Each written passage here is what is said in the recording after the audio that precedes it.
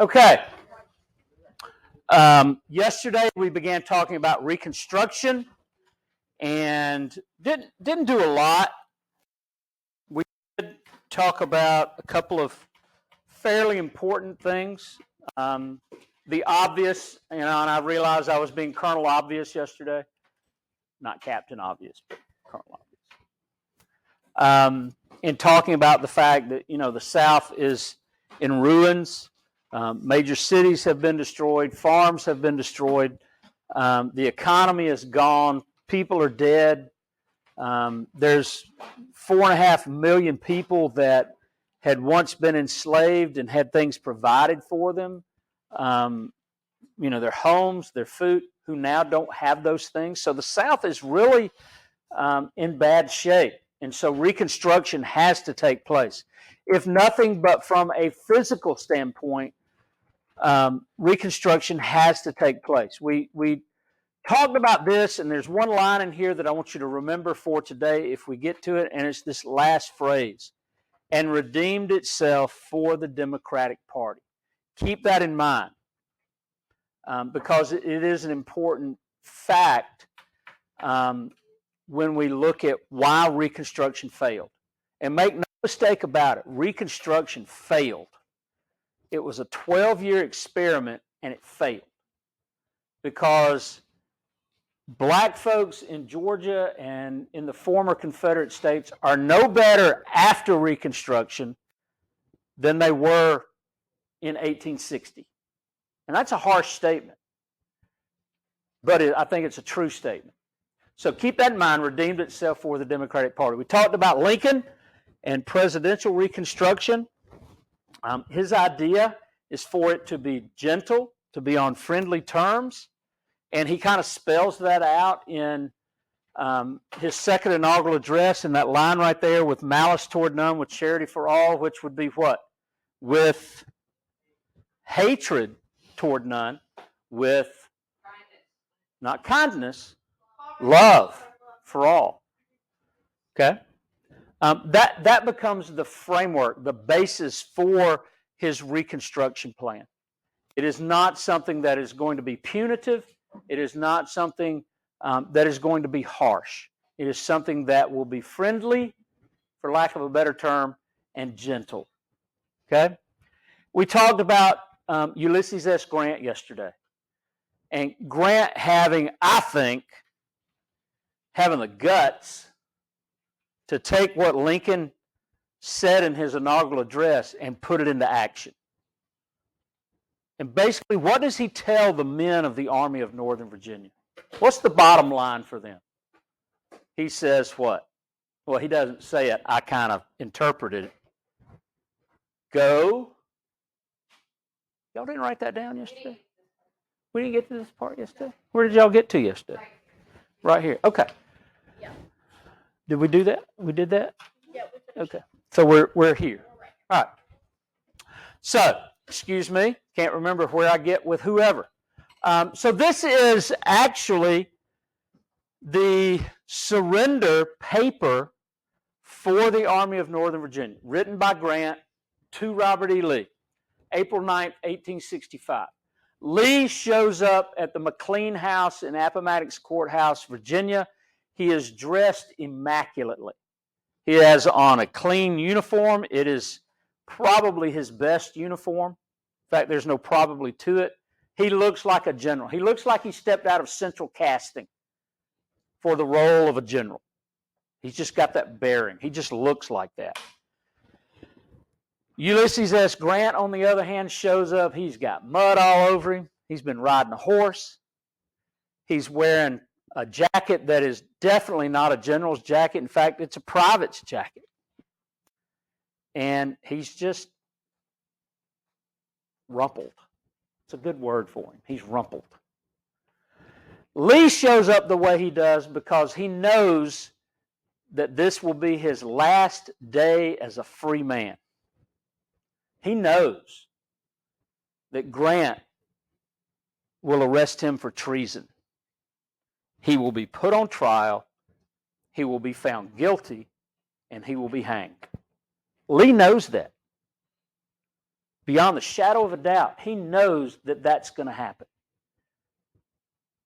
But it doesn't. And the reason it doesn't is found in this little paragraph right here. This is what Grant says. In accordance with the substance of my letter to you of the 8th instant, yesterday, I propose to receive the surrender of the Army of Northern Virginia on the following terms to wit. So this is what the Army of Northern Virginia has to do. Rolls of all the officers and men to be made in duplicate, one copy to be given to an officer to be designated by me, the other to be retained by such officer or officers as you may designate. What does he want? He wants a list with 23,000 some odd names on it. That's all he wants. Why? Well, it could be that at some future date they're going to go and round all those people up. Do you think that's why? No. It's just simply so they have a record of who was in the Army of Northern Virginia on the day they surrendered. Because at some point in time, they will go back and they will ask those men to sign an oath of loyalty to the Constitution. The officers to give their individual paroles not to take up arms against the government of the United States until properly exchanged. In other words, they're not going to fight anymore. And each company or regimental commander to sign a like parole for the men of their commands. Again, the same thing. The arms, weapons, artillery, and public property to be parked and stacked and turned over to the officers appointed by me to receive them. This will not embrace the sidearms of the officers nor their private horses or baggage. So anything that belonged to the soldier, he got to keep. And that's important because in the U.S. Army, even today, the U.S. Army owns horses. You want a cool job? Let me tell you a cool job is to be an Army veterinarian because you get to deal with dogs and horses. And there aren't many of them in the Army, but that's a cool job. So if you were in the U.S. Army, you weren't riding your own horse. You didn't own the horse that you rode around on. It belonged to the U.S. Army. It was stamped, property of U.S. Army, or branded. But if you were in the Confederate Army and you had a horse to ride, that's because it was your horse. Now, what time of year is this? What time of year? Spring. What do you do in the spring if you're a farmer? You plant. How hard is it to plant if you don't have an animal to pull your plow? Pretty hard. So actually, this says officers, but Lee asked Grant to extend that to all the men in the Army. And Grant does. He doesn't write it down, but he does. He extends that because he too understands these men have to go home and they have to try to get in a crop so that they can feed their family. So that's done. And then the red. This done, each officer and man will be allowed to return to his home, not to be disturbed by U.S. authority, so long as they observe their paroles and the laws in force where they may reside. Let me make that simple. 6 words. You ready? Write them down. 6 words. Go home and be good citizens. That's it. Go home and be good citizens. That's what Ulysses S. Grant is requiring of the Army of Northern Virginia. Nothing more, nothing less. And it sets a precedent. Because as other armies in the Confederacy surrender, this is basically what they're told. Go home, be a good citizen. That's it. Could anything be more simple? We're not going to arrest you. We're not going to put you on trial for treason. We're not going to take your life from you. We just want you to go home and get life back on track. Be a good citizen. And so Grant takes those words that Lincoln says, with malice toward none, with charity for all, and what does he do? He makes it real. He puts it into action. And by the way, you go look at U.S. war history. In every war the U.S. has ever been involved in since the Civil War, the terms may have been unconditional surrender, but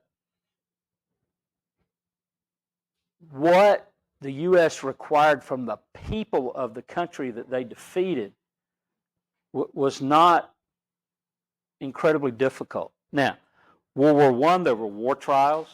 People were executed for the crimes they committed during the war. World War II, there was the Nuremberg war crimes, which dealt with the Holocaust. So there were people executed. I think there were 2 people executed in Japan.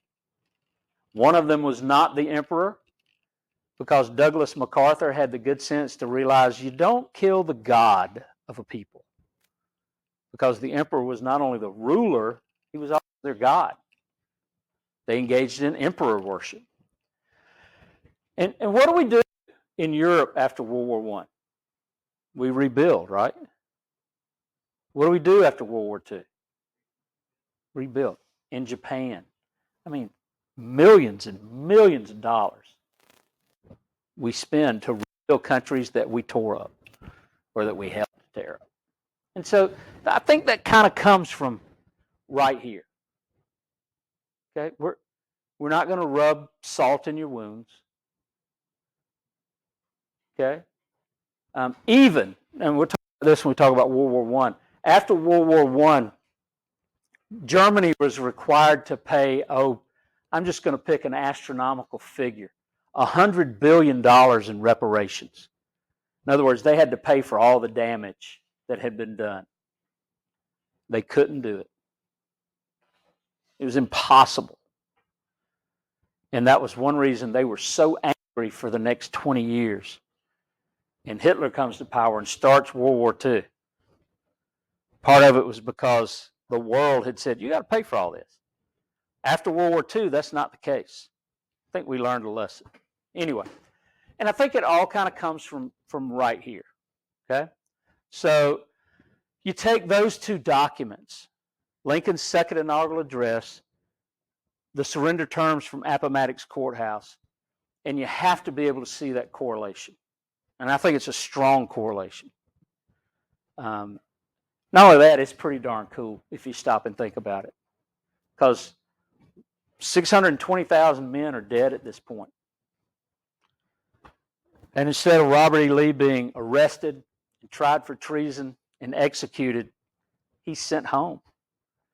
Jefferson Davis and Alexander Stephens, they're arrested. They spend a little bit of time in prison. And guess what? Alexander Stephens comes home to Georgia. Jefferson Davis goes home to Mississippi. Alexander Stephens comes home and tries to be a good citizen. He's elected to Congress. He becomes the governor of Georgia. He did exactly what he was told to do. So, that's heavy stuff. So, what did Lincoln's plan look like? Lincoln's plan is really simple. 3 things. 1/10, 10% of the state's voters had to take an oath to obey the U.S. Constitution. That's not very many. Let's say there were, 90,000 registered voters in Georgia at the time. How many people is that? It's 9,000 people, 10%. Okay? They have to take an oath to obey the U.S. Constitution. They had to each southern state had to come up with a new state government. Well, that was going to have to happen anyway, right? Because the former governments didn't exist. Or if they did, they weren't going to be effective because the world had changed. Slavery is no longer legal in the United States. And each of these states had to agree to abolish slavery. In other words, they had to ratify the 13th Amendment. We'll talk about the 13th Amendment here in just a little bit. All right, so that's Lincoln's plan. And again, it's very gentle, right? With malice toward none, with charity for all. And you can see that in Lincoln's plan. Congressional Reconstruction, on the other hand, was not so sweet, was not so nice. Congressional Reconstruction is much more harsh, and it is punitive. We want to punish the South for what they have done. We want to punish the South for this rebellion. And so in 1864, the war's not over yet. Congress passes the Wade-Davis bill. And the Wade-Davis bill is nasty. It requires that Southerners denounce the Confederacy. If I denounce something, what am I doing? Yeah, it's bad, it's evil, don't like it, never liked it, should have never happened, whatever.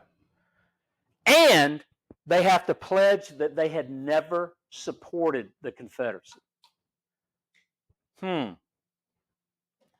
Lincoln vetoes the bill. It passes Congress. Lincoln vetoes it. And I think one of the reasons that Lincoln vetoes the Wade-Davis bill is because Lincoln grew up poor. And I ain't talking about just a little bit poor. I'm talking dirt poor. Poor as the proverbial church mouse. I mean, nothing. And he understood that for many poor working people, the only thing they have of value is their word, is their integrity. And what does the Wade-Davis bill ask people to do? To lie.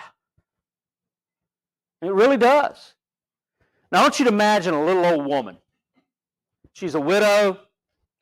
She lives on the farm that she and her husband had worked. She's got sons that live there, and they work the farm for her. They are off fighting in the Confederacy.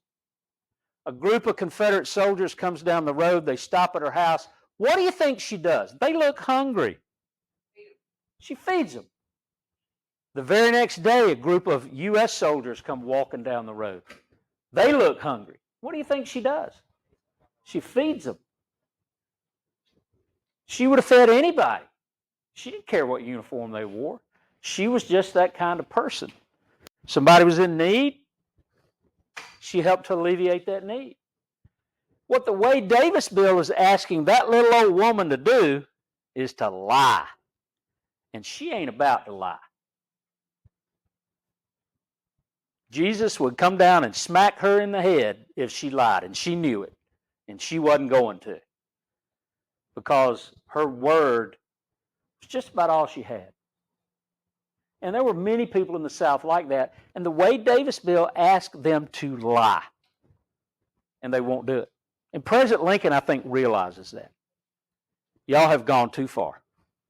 And so he vetoes it. And when the president vetoes a bill, what happens to it? It goes back to Congress, and most of the time that means that bill is dead. It's never going to come out of Congress again. And that's the case here.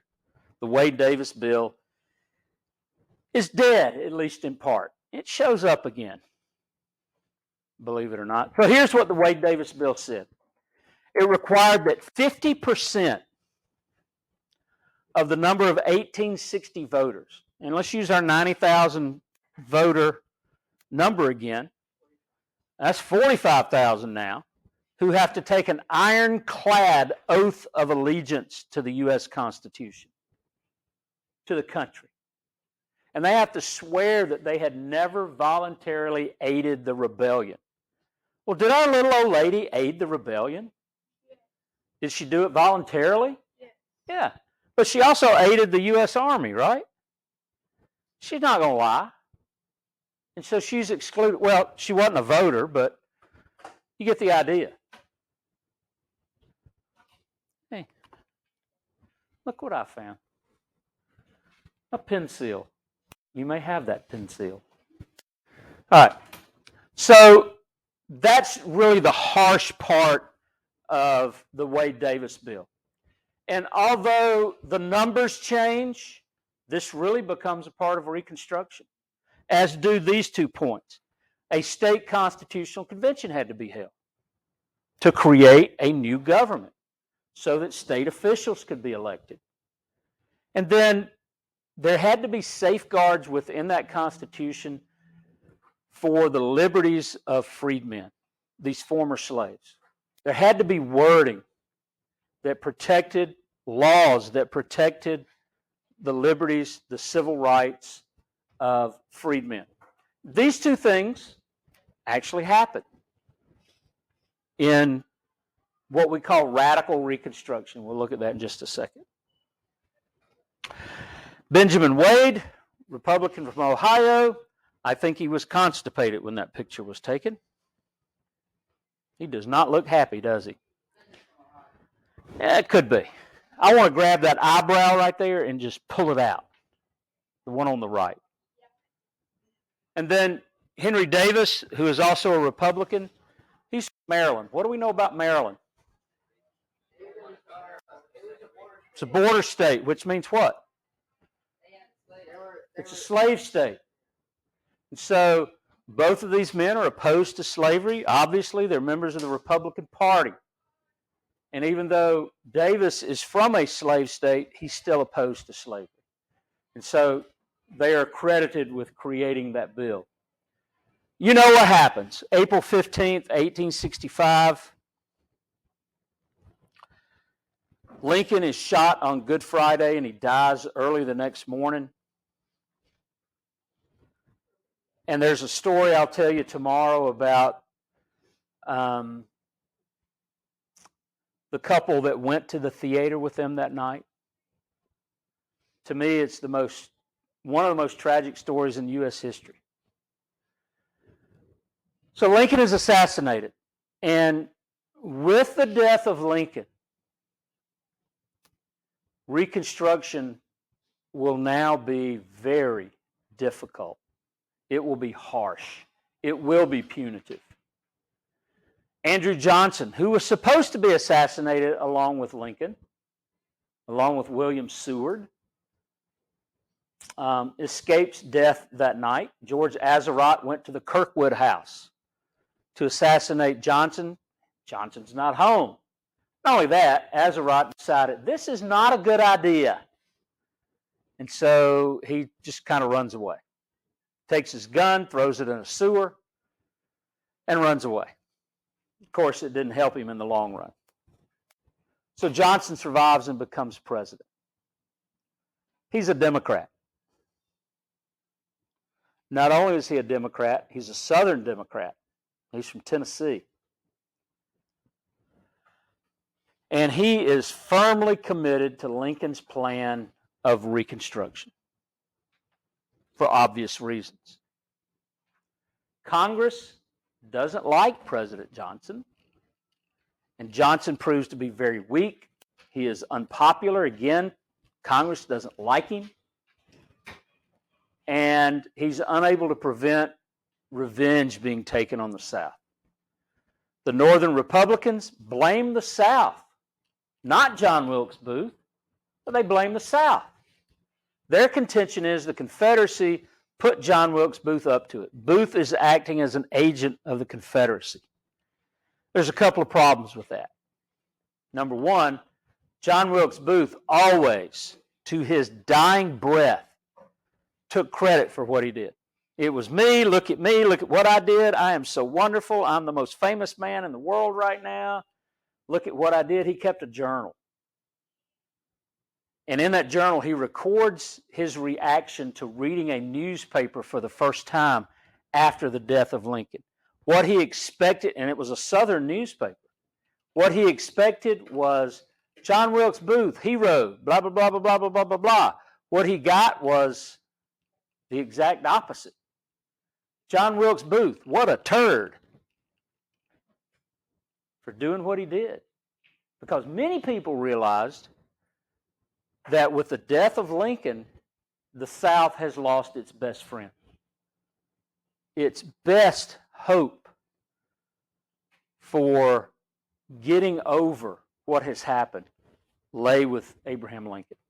And a lot of people in the South realize that. The Union Recorder here in Milledgeville, you can go to the Georgia College Library and get on their microfilm.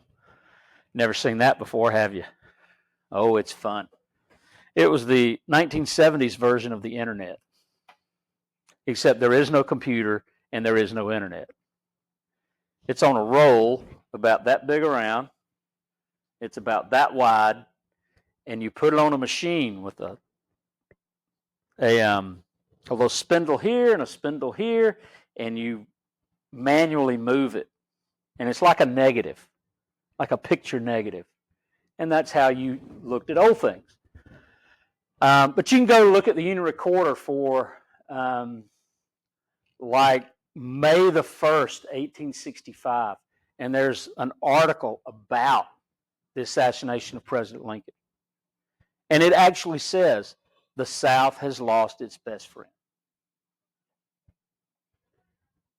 And so John Wilkes Booth overestimated how people would react to his actions.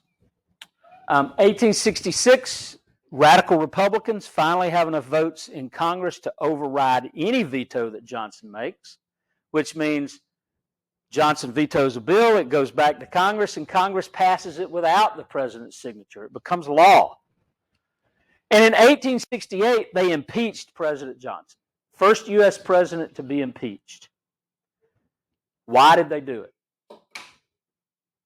Hold on to that idea or that thought. Who was the second U.S. president to be impeached? No clue? Was not Donald Trump. He was the third. Was not Nixon. Nixon would have been impeached, and Nixon would have been convicted, but he resigned the presidency before he was impeached. It was not Bush. It was not Ronald Reagan. The world would have fallen apart had Ronald Reagan been impeached. It was not President Obama. Was it Democrat? I mean, whatever. Would you hush? You don't even know what you're talking about. Jiminy Cricket. No. Andrew Jackson would have been before. It was Bill Clinton. No, not Watergate stuff. Bill Clinton supposedly had an affair with a 20-year-old White House intern. So why was President Johnson impeached? They didn't like him.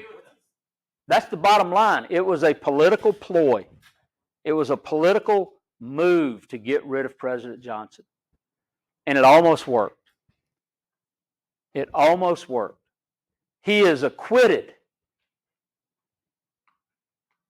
of the charges by how many votes do you think? One vote. Can you imagine being the senator that cast the deciding vote? It's tied. Oh, God. And you got a vote. He voted no. No, that wouldn't have happened. I mean, that's part of the democratic process. You know? That's in the Constitution. If you think the president is ineffective or you think the president has done something illegal, Congress can remove the president. Bill Clinton, again, he is charged with high crimes and misdemeanors. Bottom line, he slept with somebody he shouldn't have slept with. And the fact that it took place in the White House exacerbated it, made it worse. But again, he's acquitted. Why was Bill Clinton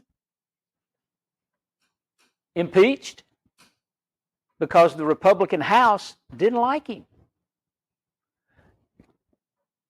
Donald Trump. Why was Donald Trump impeached?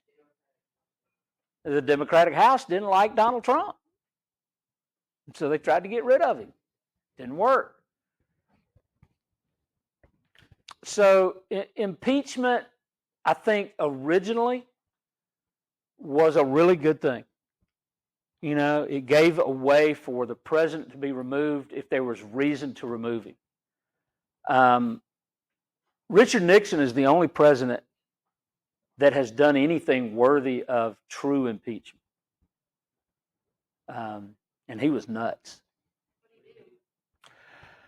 If you've ever heard of Watergate, okay, Watergate is Watergate is actually a hotel and office complex in Washington D.C.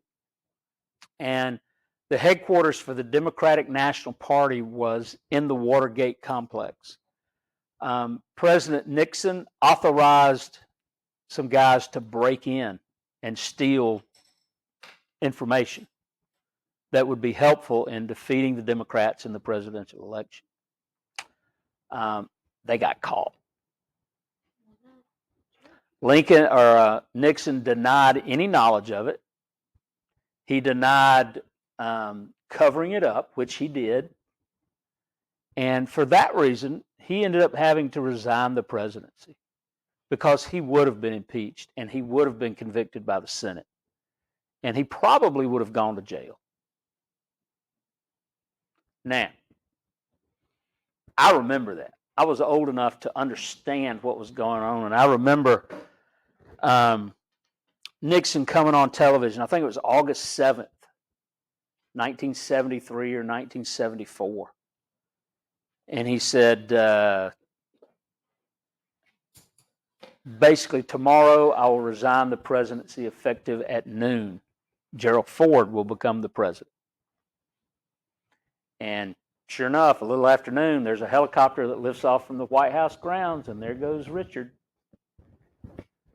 Gerald Ford becomes president, and Ford made one mistake as president. Ford was actually a fairly effective president, but he made a big mistake. He pardoned Richard Nixon, which meant he could never be tried for any of those crimes that he committed. And as a result, Jimmy Carter wins the 1976 presidential election against Gerald Ford. So impeachment, again, I think was a good thing at one time, and it still is, but it's often used as a political weapon. Well, we don't like this guy. Let's impeach him. See if we can get him out of office. What about Republican parties? Could they stand up and impeach a Democratic president?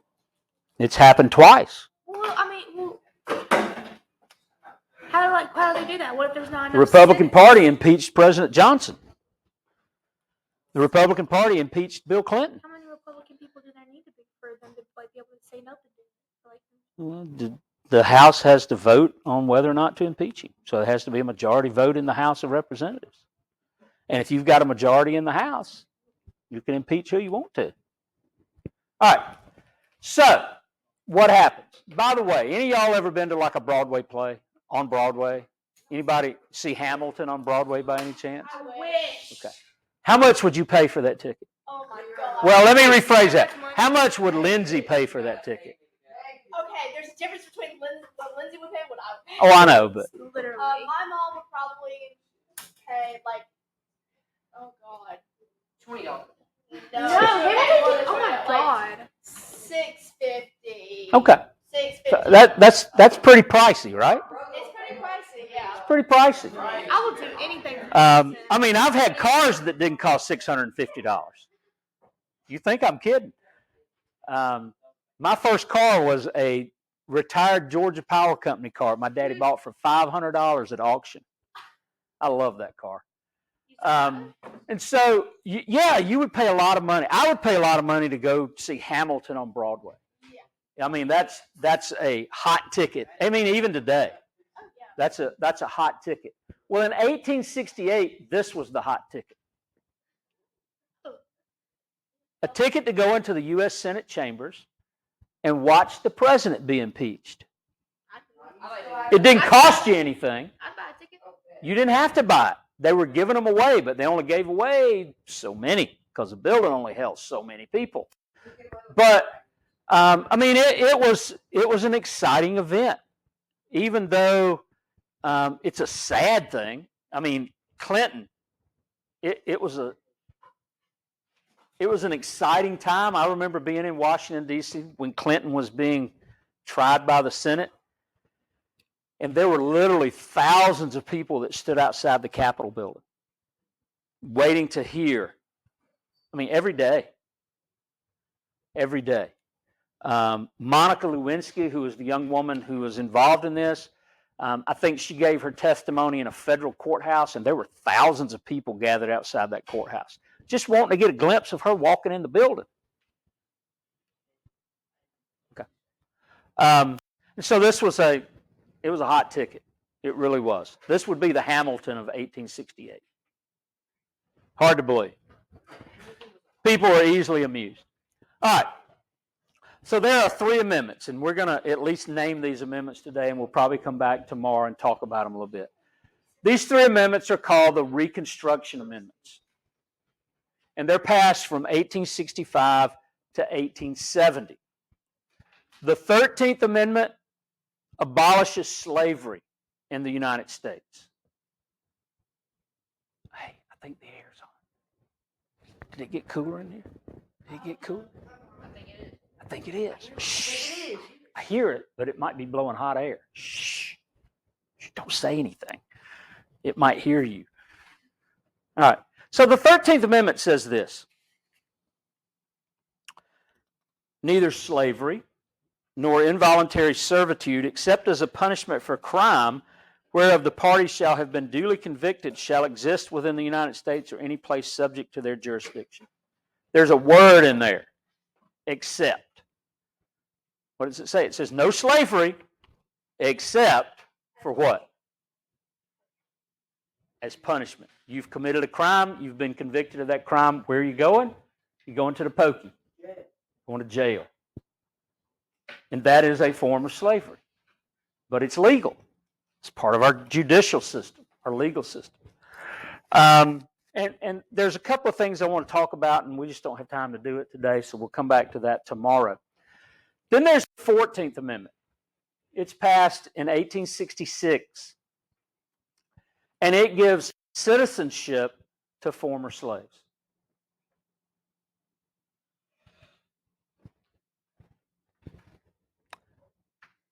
But there's something about the 14th Amendment that's more important than giving citizenship to former slaves. And let me read that to you. You're going to hear more of the Constitution today than you've ever heard. All persons born or naturalized in the United States and subject to the jurisdiction thereof are citizens of the United States and of the state wherein they reside. So if you're a freed slave, former enslaved person, and you are living in Georgia after the 14th Amendment, you're a citizen of the United States and you're a citizen of the state of Georgia. No state shall make or enforce any law which shall abridge the privileges or immunities of citizens of the United States, nor shall any state deprive any person of life, liberty, or property without due process of law. And here's the important one little clause. Nor deny to any person within its jurisdiction the equal protection of the laws. And that, boys and girls, ladies and gentlemen, is called the Equal Protection Clause. And it's important because as we move out of Reconstruction, it kind of gets lost. It's resurrected in the 1940s. And then later, it really comes to life in the 1950s because we have Supreme Court cases like Brown versus the Board of Education. And at the very heart of Brown v. Board of Education is the Equal Protection Clause of the law, of the Constitution. People have equal protection under the law. It's a guarantee. And so because of that, schools were integrated after 1954. And then every other bit of civil rights legislation or legal proceedings at its very heart is the equal clause or the equal protection clause of the 14th Amendment. So I think that's a really important part of the Constitution. There are people who spend their entire careers, and that's what they do. They look at the equal protection clause, and they ensure that people fall under that. Then you have the 15th Amendment. It's a little later, 1870, and it guarantees all of those citizens the right to vote, regardless of their race or previous condition of servitude. Whether they were a slave or not, they can vote. Now, In the United States today, when you turn 18 and you register to vote, you vote unless you're a convicted felon. Then you can't vote. So don't get convicted of a felony. Don't do nothing stupid.